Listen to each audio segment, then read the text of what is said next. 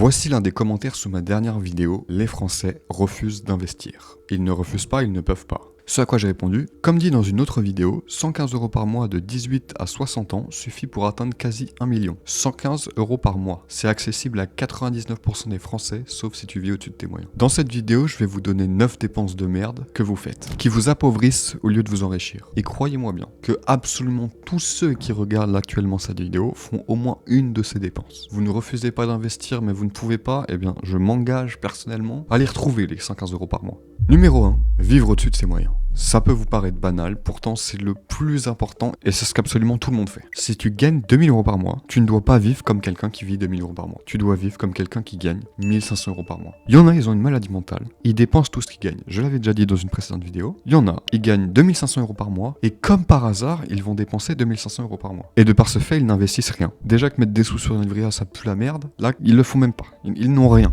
Ils vivent de la totalité de ce qu'ils gagnent. Et ça, c'est catastrophique. Si tu gagnes 1500 € par mois, tu vis comme quelqu'un qui gagne 1000 € par mois. Il y en a, ils gagnent 1000 € par mois, ils arrivent à vivre. Il y en a, ils gagnent 700 € par mois, ils arrivent à vivre. Si tu gagnes 1000 € par mois, tu vis comme quelqu'un qui gagne 700 € par mois. Parce que c'est comme ça que tu vas te construire un capital. C'est comme ça que tu vas mettre tes pièces dans l'engrenage. Je viens d'inventer l'expression. C'est comme ça que petit à petit, tu vas rentrer les pièces dans la machine et que tu vas faire rouler ce mécanisme de l'intérêt composé. Donc, par pitié, arrête d'associer ton niveau de vie et tes revenus. Tu dois vivre au-dessous de tes moyens. Aussi simple que ça. Numéro 2, les paiements en plusieurs fois. Ça rejoint un petit peu le point juste avant. Si tu payes quelque chose avec un paiement en plusieurs fois, c'est que tu vis au-dessus de tes moyens. Si tu prends un paiement en plusieurs fois, c'est que tu ne peux pas l'acheter. Tu ne peux pas l'acheter, c'est que tu ne dois pas l'acheter. Ça, c'est la première chose. Et je n'ai même pas encore parlé des frais, parce qu'évidemment, un paiement en plusieurs fois engrange des frais. Donc tu vas payer le produit plus cher que si tu l'avais payé cash. Mais je ne te parle même pas de ça. Le principe des frais en paiement en plusieurs fois, tout le monde le sait. J'ai pas besoin de te le dire, tu le sais. Mais même s'il n'y avait aucun frais, tu ne dois pas faire de paiement en plusieurs fois. Si tu fais un paiement en plusieurs fois, c'est que tu achètes quelque chose que tu n'as pas les moyens de t'acheter. Donc tu ne dois pas l'acheter. Aussi simple que ça. Et si tu l'achètes quand même, en te disant oui mais je gagne tant donc je peux dépenser tant, tu es un trou du cul. Tu n'as pas à faire de paiement en plusieurs fois. Fin. Numéro 3,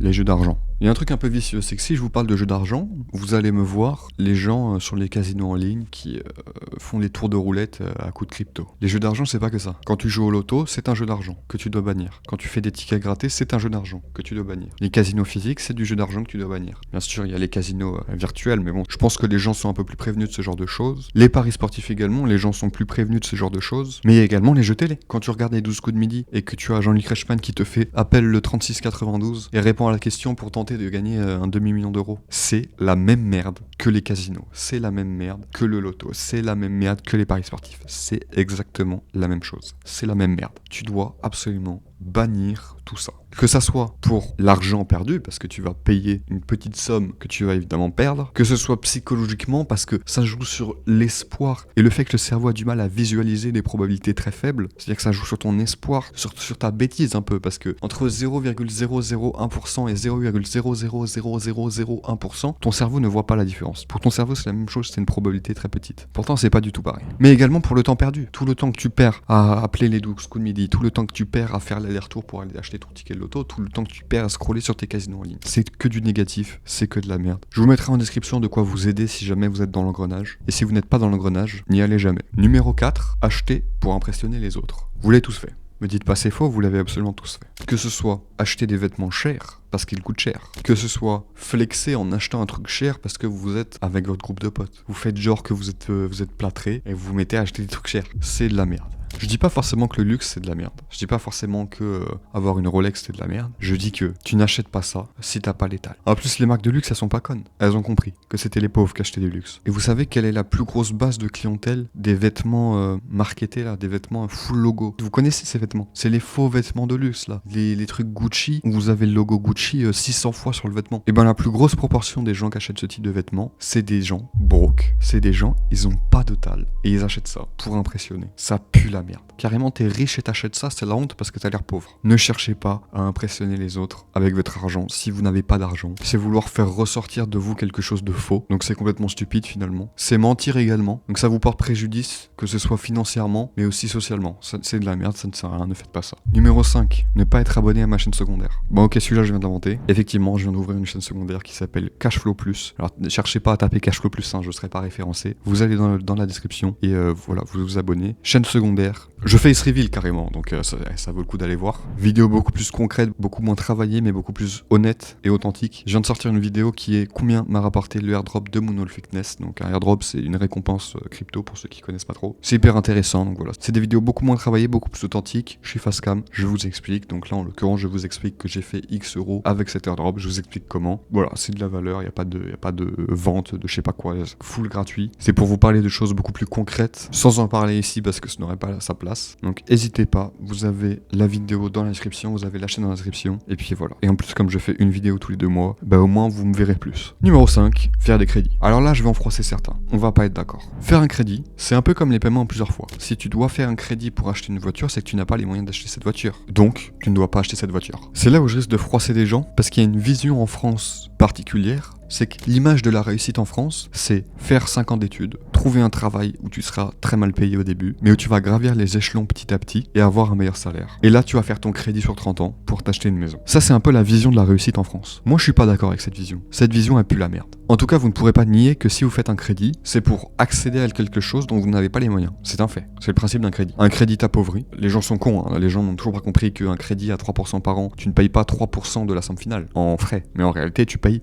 beaucoup plus, souvent plus du double de ce que vaut la chose que tu veux acheter à la base. Après, ça dépend de la durée du crédit, etc. et du taux d'emprunt, mais dans la grande majorité des cas, vous payez des sommes démesurées en frais. Les banques se régalent, les banques adorent ça. Vous devez éviter au maximum les crédits, voire ne pas en faire du tout, sauf cas exceptionnels. Des cas où le crédit vous rapporte de l'argent, comme faire du levier immobilier, c'est-à-dire faire un crédit pour venir acheter un bien qui, la rentabilité de ce bien, va vous rembourser votre crédit. Typiquement, voilà, vous faites un crédit de 100 000, vous achetez une maison à 100 000, vous louez cette maison à 100 000 et la location de cette maison va rembourser votre crédit, voire même parfois rembourser plus que votre crédit, donc vous gagnez de l'argent en ayant fait un crédit. Si c'est bien fait, c'est vraiment cheaté. Ou alors faire des crédits lombards, ça aussi c'est autorisé. C'est faire un crédit où tu vas mettre en collatéral un actif, par exemple de la bourse. Et ça peut être des stratégies financières pour éviter de l'imposition. Donc c'est des types de crédits intelligents, mais en tout cas dans 99% du temps, vous faites des crédits de cons, c'est-à-dire que vous faites des crédits pour vous acheter une nouvelle BMW dont vous n'avez pas les moyens de vous acheter. Je ferai peut-être une vidéo complète sur les crédits, n'hésitez pas à me dire si ça vous intéresse. Je sais que c'est un sujet un peu piquant parce que comme je vous l'ai dit, les gens ont l'impression que le crédit fait partie de la vie. Les gens ont l'impression que vous êtes obligé de faire un crédit pour vous acheter une maison. Je ne suis pas d'accord avec cette vision. En tout cas, ne faites absolument pas de crédit à la consommation, j'en ai pas parlé, hein. J'ai parlé de crédit maison et crédit voiture. Crédit à la consommation, c'est catastrophique parce que là, vous faites des crédits pour payer des choses de base, et vous faites des crédits pour acheter à manger. Et là, c'est une catastrophe. Vous n'avez pas un rond et vous allez perdre des sous en frais de crédit. Alors c'est une catastrophe, c'est une catastrophe. Ne faites jamais de crédit à la consommation. C'est un cercle vicieux où vous allez vous baiser tout seul. Évitez autant que possible les crédits, aucun crédit à la consommation, faites pas des crédits pour acheter une voiture et vous serez déjà sur la bonne voie. Numéro 6, les abonnements inutiles. Les abonnements fantômes, comme certains disent. Les abonnements, ça a un aspect un peu psychologique. Parce qu'en fait, vous vous dites 7 euros par mois, c'est rien, je gagne 2500 euros par mois. 7 euros par mois, c'est rien. Sauf que déjà, c'est pas 7 euros, mais c'est 7,99 €. Et qu'en fait, vous allez pas vous dire ça une fois, mais vous allez vous dire ça 3, 4, 5, 6 fois, 10 fois, 15 fois, 20 fois. Je sais pas c'est quoi la moyenne en France. Je vais me permettre carrément de faire la recherche tout de suite. Ok, la réponse est 7. En moyenne, un Français a 7 abonnements jugés non essentiels. Je parle évidemment pas d'abonnement à électricité, abonnement à l'eau, abonnement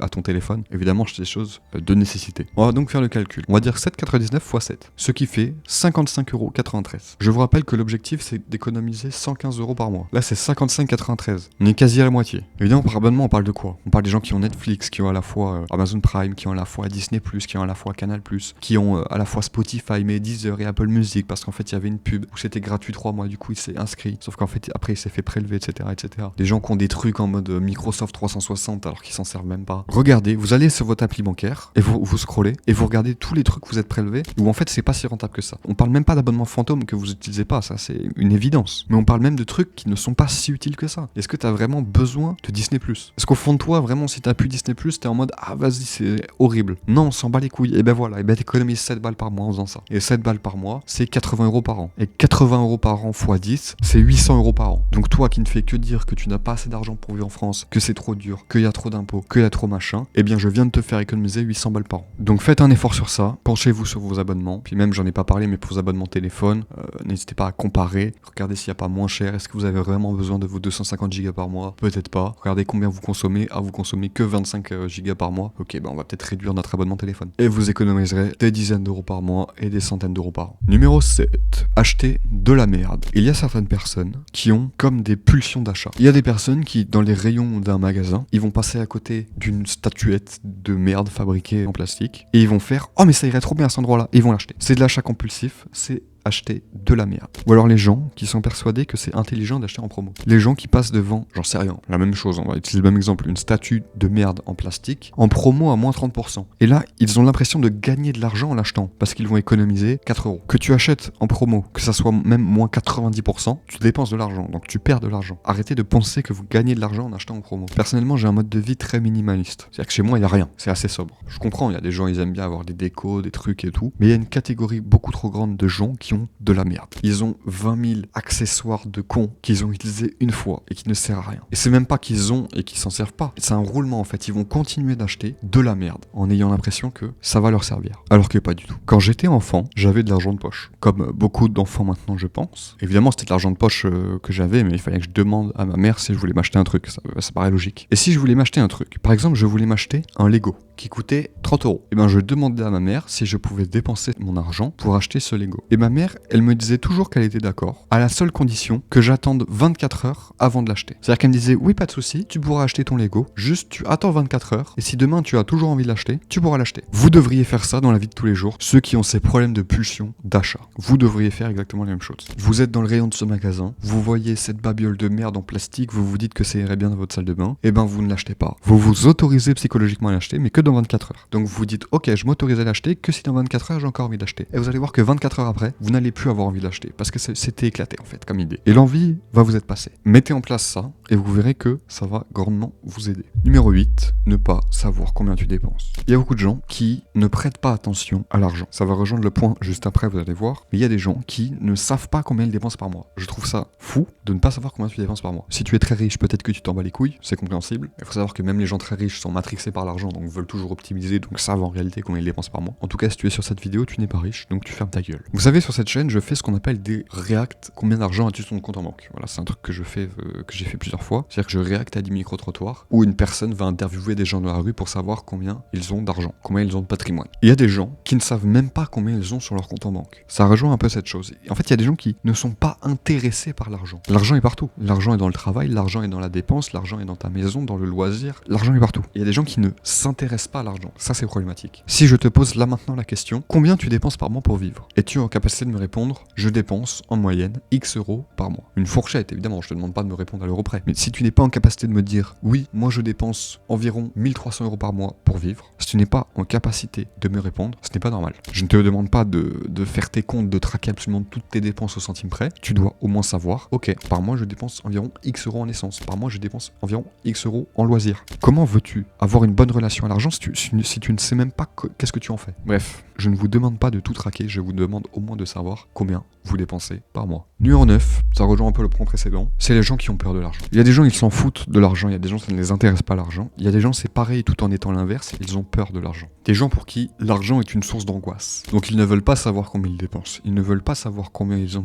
d'abonnements, ils ne veulent pas savoir combien ils gagnent. Ils ne veulent même pas s'intéresser à investir, ils ne veulent même pas entendre parler de bourse, de crypto, de je sais pas quoi. C'est des gens, ils ne veulent rien savoir. Ils ne veulent pas se mêler à ça, ils ont peur de l'argent. Et bien en réalité, je ne sais pas quoi vous dire, parce que je ne suis pas dans ce cas-là et ça me paraît un peu lunaire de pouvoir fuir quelque chose d'aussi important. Donc je ne sais pas quoi vous dire, mis à part n'ayez pas peur de l'argent. Mais en plus sérieusement, si vous êtes dans ce cas-là, n'hésitez pas à en parler dans les commentaires, parce que ça m'intéresse. Et c'est même curieux, parce que les gens qui ont peur de l'argent ont en réalité peur d'un manque d'argent. Donc devraient vouloir optimiser l'argent. Peut-être trop, mais les gens qui ont peur de l'argent et qui le fuient, c'est en réalité la pire manière de se protéger de l'argent. Soyez un peu pragmatique et dites-vous que si vraiment l'argent vous effraie, ça peut se concevoir. Le fuir, c'est pire que tout. C'est se déresponsabiliser. Ça devrait être encore plus stressant pour vous de vous déresponsabiliser de l'argent que de vous y intéresser et de faire en sorte que ce ne soit jamais un problème. Je vous rappelle que l'objectif initial était d'économiser 115 € par mois pour pouvoir les mettre en bourse tous les mois et avoir 1 million à 60 ans. C'était l'objectif. Je pense très honnêtement qu'il est réussi. Maintenant, toutes les personnes qui me diront en commentaire que 115 € par mois, ce n'est pas accessible pour un Français, que c'est la galère, que c'est trop compliqué d'économiser, que un SMIC c'est pas assez, etc. Je lui enverrai cette vidéo. N'hésitez pas à me dire si vous voulez une partie 2, peut-être. Il y a pas mal de sujets qu'on n'a pas explorés, genre les gens qui disent qu'on peut pas vivre avec un SMIC, mais qui payent 200 balles de cigarettes par mois, par exemple. J'espère que cette vidéo vous aura été d'utilité publique. N'hésitez pas encore une fois à vous abonner, à liker, à débattre en commentaire. Je réponds quasi à tout le monde. Avant je disais je répondais à tout le monde, mais maintenant qu'il y a beaucoup de commentaires, je réponds plus à tout le monde. En tout cas voilà, je regarde tout. N'hésitez pas à aller voir la chaîne secondaire Cashflow Plus, je vous le rappelle, où du coup je ferai des vidéos beaucoup plus authentiques, moins travaillées, moins de montage. Et on parle de sujets plus profonds, plus dans le dur. Donc allez voir tout simplement. Sur ce, je vous dis à très bientôt. Ciao.